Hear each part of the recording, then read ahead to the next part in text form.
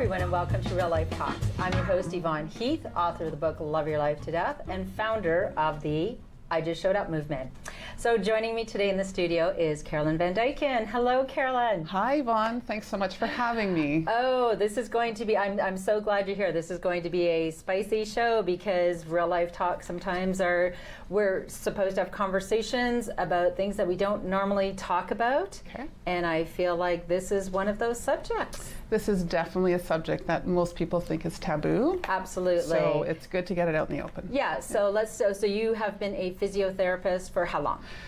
I've been a physiotherapist for 31 years. Wow. Yeah. And you started the usual So I started sort of musculoskeletal medicine, some stroke work initially in my early career, and then really specialized in back pain for a long time. And then really got into pelvic health about 20 years ago, and more for my own problems. Well, it started with a basketball team I read. It did. So it started, after my 3 kids were born, I thought I'm going to pick up basketball again. And I started to play basketball, and I was running up and down the court, and I couldn't, I kept leaking urine. And so I thought, oh, this is a problem. And so at actually 35. At 35, So I had to actually stop at 35 because I couldn't go up and down the court more than a couple of times without having to go change my pad. And I thought, oh, this is crazy. Absolutely. So I need to do something about this. And so that's really what got me into this. Yeah, so at that time, and a lot of people think that stress incontinence, which is what that is, just something that you're just going to have to live with as a woman, especially once you've given birth. Right. As I've shared with you, and sometimes I'm an oversharer, but that's okay. Good. I always coughed or sneezed across my legs. Yep. Why? Because, well, otherwise I would have a problem. Right. And I remember a male coworker saying, "What did you just do?" Right. I said, "What do you mean? I sneezed. Of course I have to cross my legs when I sneeze." Yeah. And he just looked at me, with a weird face, and I thought, we normalized stress incontinence. Right. So and with that, what made you change, or what did you find out? So there's a lot of myths around stress incontinence and in incontinence generally. So I think you're right. Actually, culturally, we have normalized the fact that after we have babies, it's normal to leak. It's not normal, but it's common, right? So 1 in 3 women leak. Wow. And even women leak who don't have babies. So having a baby actually puts you at more risk, but it actually is not the only reason why we might leak. 1 in 3. 1 in 3 women. And yet we do not have these conversations. No. And so the other part that we really need to think about is that there is a ton of evidence that doing some pelvic floor physiotherapy is actually the first line of defense that we should do before surgery, before anything else. Right? So pelvic floors, in 27 years of nursing, in 53 years of being a female. Yeah. Never talked about my pelvic floor, never thought about it. Right. And you know what, really, you gave me a huge aha moment when you said your pelvic floor holds up how many organs? It holds up your bladder, it holds up your uterus, it holds up your bowel. So it's really the undercarriage of your body. What a big job. It does. It has a huge job, and we ignore it. Right. So the pelvic floor is actually the only set of muscles that has 5 major functions, right? Oh. Every other muscle in our body does one thing. Okay. It moves us, right? Yeah. Without our muscles, we wouldn't move. We'd be a bag of bones. Right. Not a whole lot of fun, right? No. So our pelvic floor actually keeps us continent, right? It helps with sexual functions. So you know what? Without your pelvic floor, there's no orgasm, right? So sexual function, really important. It helps with support of our organs that we just talked about. Yes. It helps with movement in our pelvis and in our back. It's very highly correlated to back pain and hip pain if things are too tight. And it also helps to get our blood and lymph back from our legs to our trunk. So it's a sump pump. Right, so it's 5 major jobs. Those are huge jobs. Right. How is it that we have ignored this pelvic floor? I guess because we can't see it. It's not easy to get to. Right. Okay. That's a big part of it. And I think another part of it is just as a medical community, we've ignored it. So I spoke at McMaster University probably 3 or 4 years ago, and I actually was invited to speak by the midwife students. And so they invited all their colleagues, so the midwife students, the nursing students, the PT students, the physical therapy students, the occupational therapy students, and the med students. Wonderful. And so 4 years ago, as I started talking about pelvic health, not one of those professions was being trained to assess or treat the pelvic floor Oh my goodness. in their require training. And so unfortunately our doctors have no training on how to assess the pelvic floor. They go right past the muscles and look at the uterus and all of those important structures that is, you know, important to keep healthy, but the muscles are by and large ignored. And even in the physiotherapy community, so physiotherapists are movement specialists. That's our job, right? And what we know is that the pelvic floor is very connected with back pain and hip pain, and yet even when we treat somebody with back pain, we don't think about the pelvic floor. And if we do think about the pelvic floor, it's always because we think it's weak. Right. But actually the research is not agreeing with that at this point. The research shows that predominantly there's a tension problem first. Yes. And then weakness may be another secondary problem. And we have to consider both, but we can't just default to doing Kegel exercises.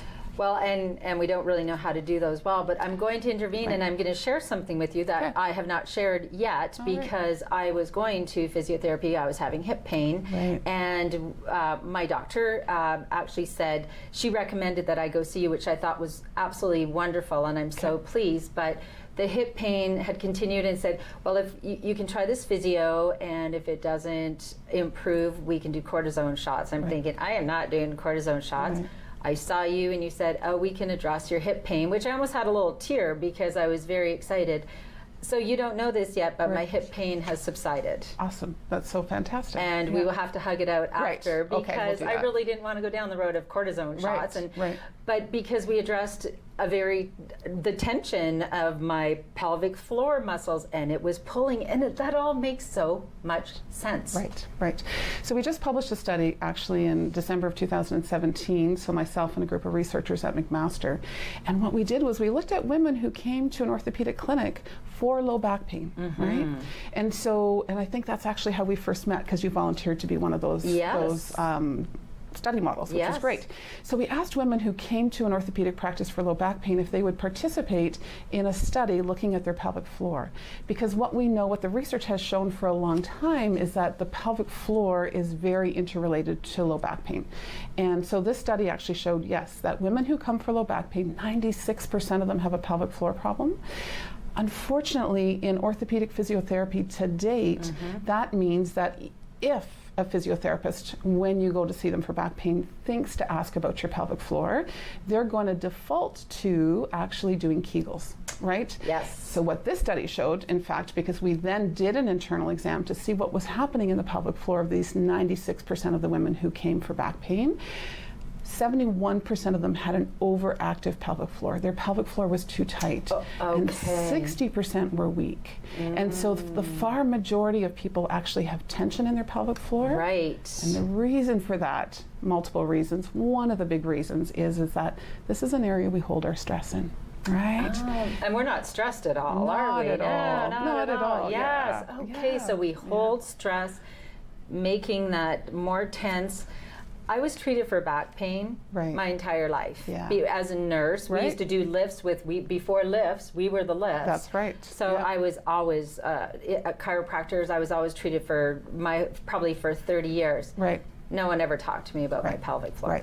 Right. Ever. And so that's really only been known for the last 10 years, so it's pretty new research at this point, but it's hard to change medical practice, right? And again, we have to be really consistent in this message. The Europeans have been studying the pelvic floor for at least the last 40 years. Wow. They have normalized this conversation, right? Which is fantastic.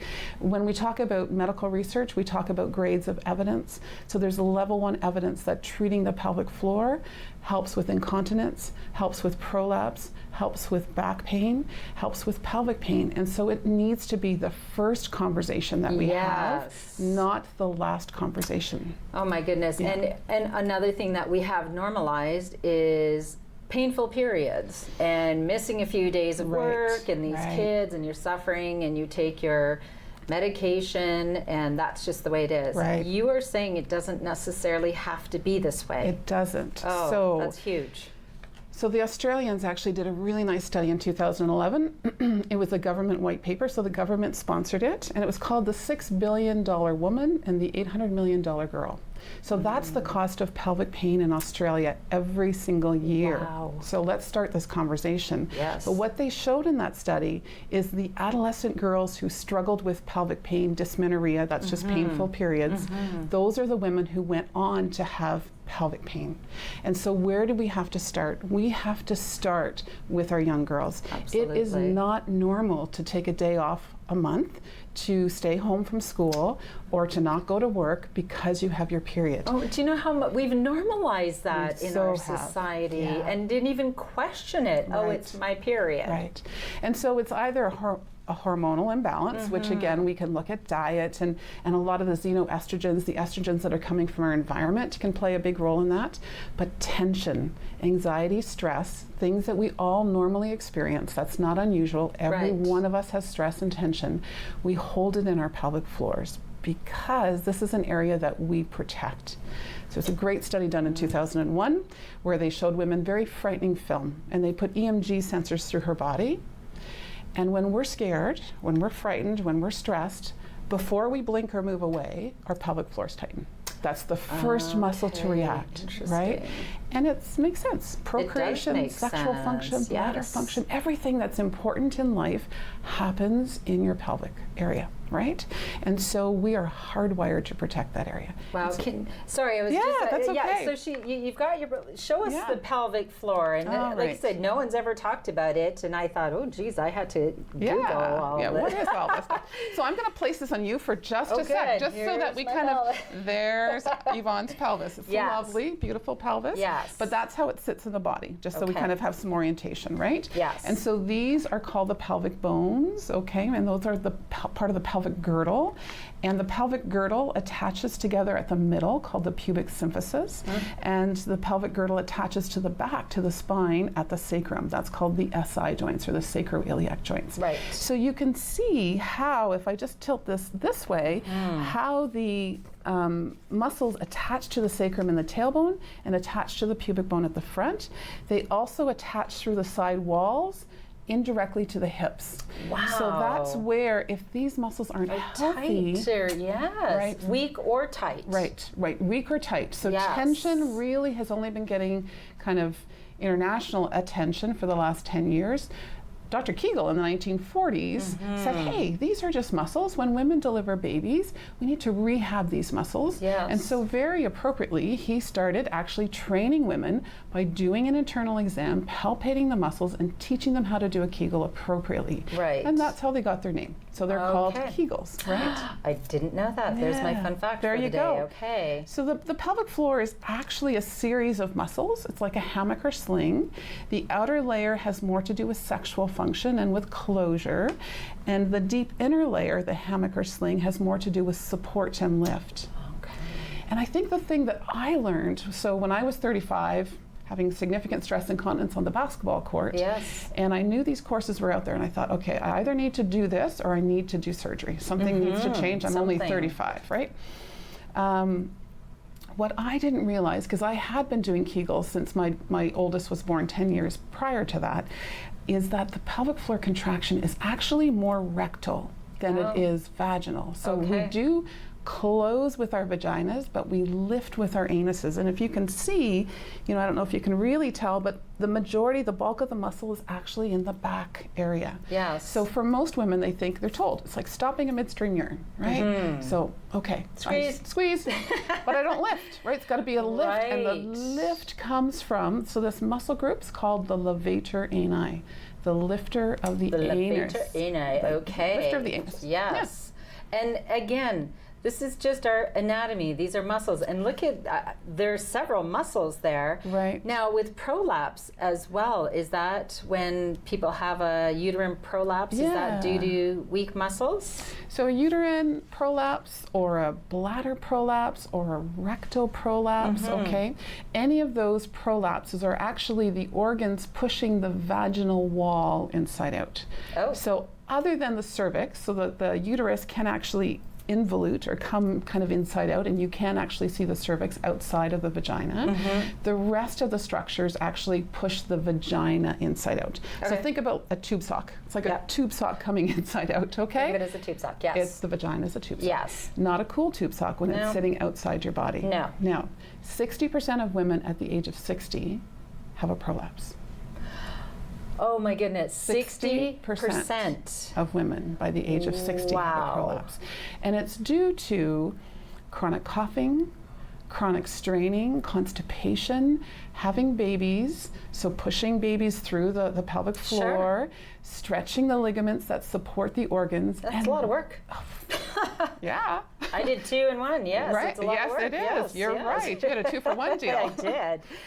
And then a weakness in the pelvic floor. So when you treat prolapse, and again, it's very treatable, and there's good research to say that, you know, if it's not coming right through the vagina yet, through the vaginal opening, that physiotherapy is very helpful with that. But you have to learn to manage your pressure. Yes. Get rid of your constipation. Right. Strengthen the pelvic floor, and then just, you know, sort of learn how to lift in a more appropriate way. Wow. So you don't have to stop anything. You just have to change how you're doing things. And the other thing that I love about your approach is it's truly mental, physical, emotional, spiritual, because part of the practice that you share, and I have been doing, by the way, I've been very good about doing my Qigong. Awesome. Because we need to learn to relax. Right. So pelvic floor problems are because we are so innately hardwired to protect that area.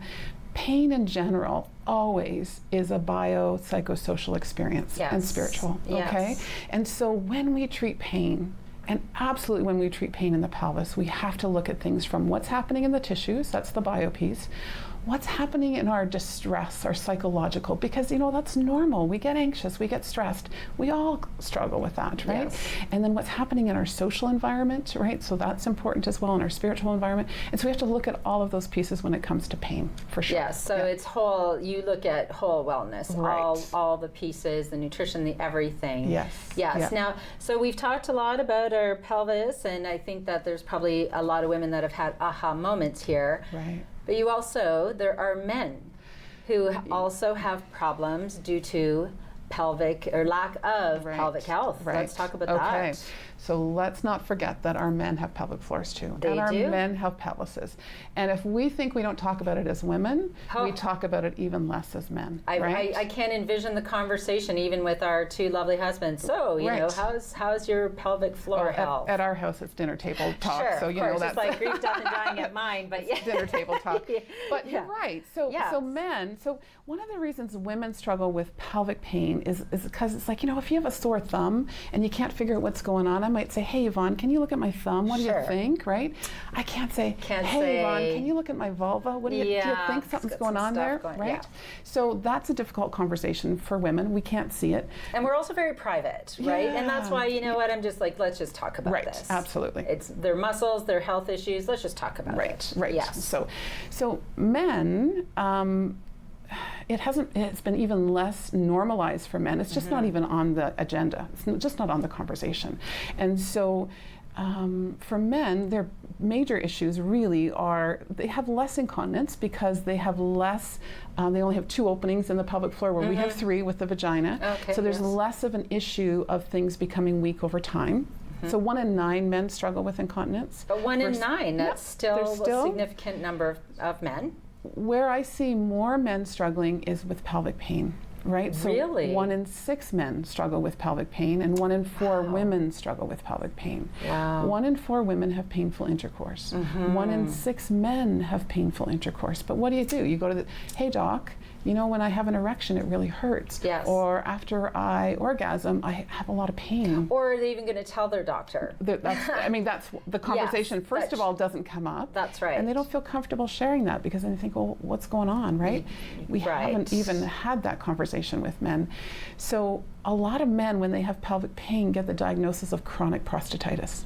So they're told, even though their prostate's not inflamed, they can't actually, they get put on antibiotic after antibiotic, okay? And women, this happens with women with UTIs. You know, women with chronic UTIs have to really be careful. Often the antibiotic's been prescribed because they don't know what else to do. So UTI, urinary tract infection. Thank you. Yes, urinary tract infection. So women will get that sort of diagnosis, men will get chronic prostatitis. They are both problems of sensitivity of the organs, not infection, and sensitivity of the pelvic floor. And there's this reflex that goes back between the muscles of the pelvic floor and the organs. And when you sensitize one, you inflame and irritate the other. And when the bladder's inflamed, the bowel's inflamed, like irritable bowel syndrome, for example, or you're getting painful periods with the uterine inflammation, then the muscles get tight. And when the muscles get tight, then they sensitize the organs. So it's like this feedback loop that just keeps going. Yeah. And who would have thought that tight muscles could wreak so much havoc in our bodies? Right. But it makes sense, doesn't it? It does. And there's one other piece that's unique about the pelvis, and that is so many important things happen here, right? Okay. So there's a coordination system in the spinal cord that all of these areas talk to each other. And so there's a lot of crosstalk in that area, and the crosstalk is a positive thing. So when you pee, you don't want to orgasm. When you orgasm, you don't want to pee. When you jump up and down, you don't want to pee. When you jump up and down, you don't want to orgasm, right? So all of that is coordinated in the spinal cord, right? Okay. But that means that those nerves are normally having those coordinating conversations, and when things become inflamed and irritated, they also are having those conversations. So what happens is that I started out with having some pelvic floor tension, and then my bladder got sensitive, and then my doctor told me I had interstitial cystitis or bladder pain syndrome, and then after a while, now my vulva hurts, and now I have the diagnosis of vulvodynia, and then after a while, my bowels are irritated, and I have diarrhea. So, and it's because of this conversation that happens in the spinal cord. So we call those comorbidities. Just means that the chance of you having one condition in the pelvis increases another condition. And it just all spirals until we start to become quite hopeless. Like, how is this ever going to get better? But it really can. This can all normalize again. This is just, there's just so many aha moments, because when you talk about interstitial cystitis, in the clinic I worked, we treated women for years with different treatments. And again, I never once had the conversation, have you addressed your pelvic floor? Have you talked to somebody? And that just, it's the whole retrospect. I think, things could have been so much different. And perhaps even my back pain for 25 plus years could have been different. It doesn't cause every problem, but it's certainly part of it. It's going to contribute. It needs to be assessed. It needs to be assessed. So are we starting as a society to recognize this? Is it slow? Where are we at? So I sold my practice in Cambridge in 2009. At that point, I sold my practice because there was only 5 pelvic floor therapists in Ontario. So that was only 9 years ago, right? 5 in all of Ontario? 5 in Ontario. Wow. Right? And so I started a teaching company in 2010, Pelvic Health Solutions, and we have been training for the last 8 years physiotherapists, both throughout Canada and internationally. And now in Ontario, we have well over 700 pelvic floor therapists. So wow, what a significant difference. It's been huge. Yes. But you know what? Essentially, every physiotherapist needs to understand the pelvic floor's contributions. And every physiotherapist, every medical doctor needs to screen for, in back pain, constipation, incontinence, prolapse, pelvic pain, genital pain, perineal pain, all of it. And pain with sex. So if they screen those 5 things and you come up positive on one of them, your pelvic floor needs to be assessed, right? So at least identifying and starting that conversation will be really helpful. Yeah, so are the medical doctors, are they embracing this? Are they seeing the value in this? Right, so there's been a huge change over the last 20 years. 20 years ago, we were peddling hope to just a few people and starting the conversations. Now at every single international international conference, that's the word I'm looking for, that I go to, pelvic floor rehab is on the agenda, right? Wonderful. And so yes, we're having the conversations. I think locally, we need to do a better job of letting our local sort of GPs know that this is, but they're very receptive because they're frustrated as well for their patients when they're not getting better. Yes, they don't have the answers. And it is truly, it's very specialized. This is, this is something that, why would they they wouldn't have the time, but if they can do the screening and say, you need to have your pelvic floor assessed, I think that it should just be part of every screening, shouldn't it? Right, it should. For men and women. Yes, 100%. For men and women, and that's a teenage big, girls. And teenage girls. Right, yeah. That is a huge one. So in the last few minutes, I would love to say, what are the things that we can share to get people on the road? We're going to have information. We'll have your website and where people can go. Okay. What are some tips that we can give people to figure out their pelvic floor issues? Right, okay. So I would say first, don't ignore the signs and symptoms of pelvic floor dysfunction. You should not be chronically constipated. Right. You should not feel pressure in your perineum, in your vagina, that would maybe suggest a prolapse. You should not be incontinent. There is no reason to be incontinent. It is common, but it is not normal. But a revelation. And the success rate is 90% with pelvic floor physiotherapy. Wow, do you know how much hope we could give to so many people? Okay. And sex should be fun. Sex should not be painful for men or for women, right? And if you have pain with sex, please get help. It does not have to be that way. Wow, that is just so huge. And I guess so they could approach their doctor and say, I have this information, I would like a pelvic floor assessment. Remember as well that physiotherapy is a direct access profession, so you don't have to go to your doctor. You could look up on our website sort of all the physiotherapists through Ontario, and you certainly could access a physiotherapist that way. But it's always good to involve your doctor on the team and let him or her know what's going on. So where can people get information, Carolyn? This is so important. So I would go to Pelvic Health Solutions, so our website, and on our website there's Find a Physio. There's a lot of information about what I talked about, so if you want to delve into that further. I always sort of warn people, watch Dr. Google, right? Yes, of course. Dr. Google can not always give you great information, but our website has been well vetted. What is your website? www.pelvichealthsolutions.ca. All right. Well, of course, we're already out of time. I knew this would fly by. This is such important information. Thank you so much for what you do. You literally are changing people's lives. You've changed mine, and I am so grateful. So thank you so much. Thank you so much, and thank you for having me. I really appreciate it. So thanks for joining us today. Real Life Talks is about learning how to just show up for yourself and just show up for others. So if you want to be able to just show up, you want to be empowered, you want to be resilient, my call to action always is plan your life, plan your death, and then just love your life to death. And always bring your own tambourine to the party. Thanks, bye for now.